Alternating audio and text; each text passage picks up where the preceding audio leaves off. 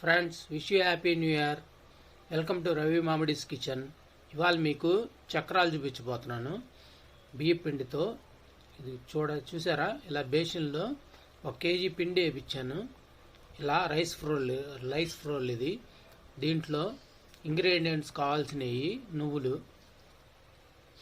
1 పెద్ద కప్పు, అలానే పచ్చిమిర్చి వచ్చేసేసి 1/4 కేజీ పేస్ట్ చేసి పెట్టుకున్నాను దీంట్లో. Next salt, oil. ఫస్ట్ బియ్యపిండి తీసుకొని ఈ పచ్చిమిర్చి పేస్ట్ అంతా దీంట్లో యాడ్ చేసేసుకోండి.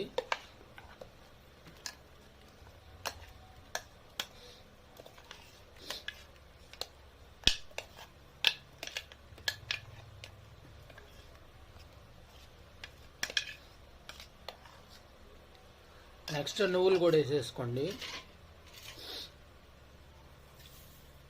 తెల్ల నువ్వులు ఇవి. నెక్స్ట్ సాల్ట్ మీరు టేస్ట్కి తగినంత చూసుకొని వేసుకోండి. నెక్స్ట్ వచ్చేసి చిల్లీ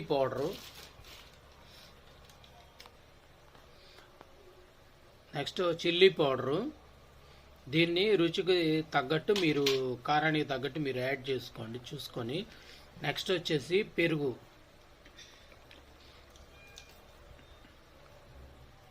నేను పెరుగుని 1/2 లీటరు పెరుగు తీసుకున్నాను. ఇది ఇంకా పులిస్తే ఇంకా బాగుంటుంది.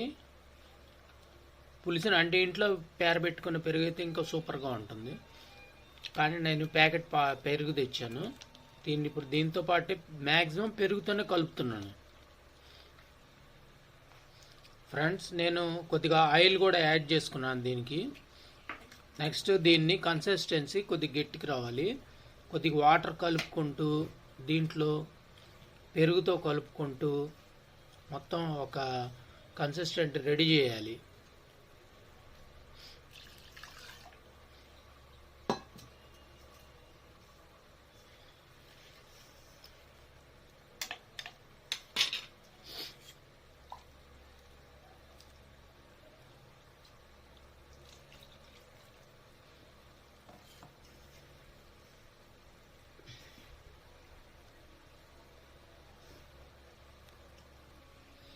ఇలా బాగా చపాతీ పిండిలాగా కలుపుకోవాలి. వాటర్ కొద్దిగా ఎక్కువ పడతాయి చూడండి. ఇలా బాగా కలుపుకోండి.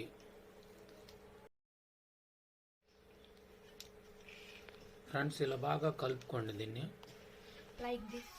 ఫ్రెండ్స్, చూసారుగా, ఇలా రావాలి పిండి.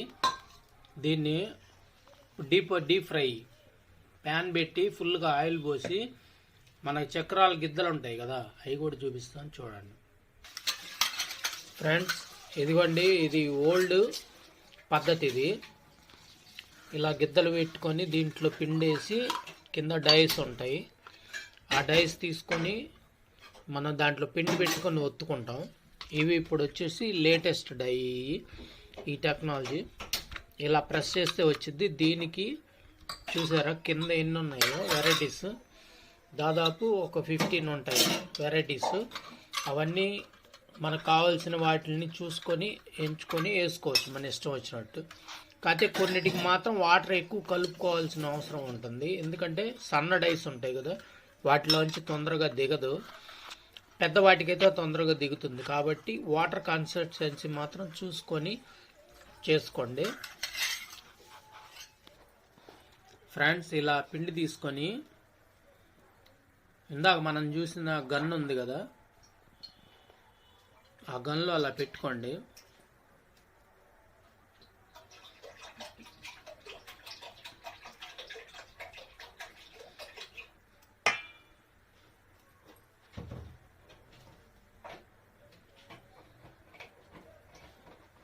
నెక్స్ట్ వచ్చేసి దాని మీద అలా ఆ గన్లో క్లోజ్ చేసుకోండి. దీనికి ఒక ప్రెస్సింగ్ ఉంటుంది.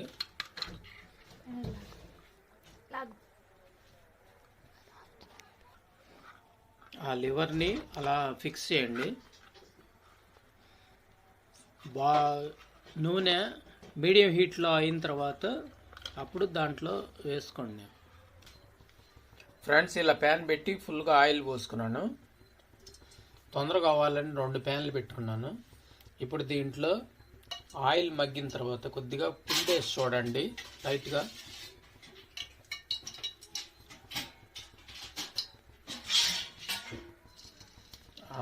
ఇప్పుడు అది బబుల్స్ వస్తే అంటే ఆయిల్ కాగినట్టు ఇది సరిపోతుంది మనకి.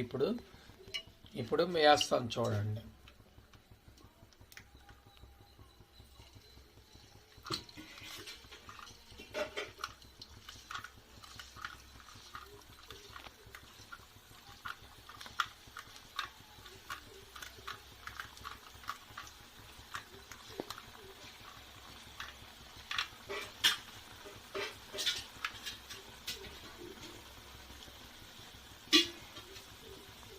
చూసారుగా ఎలా బబుల్స్ వస్తున్నాయో.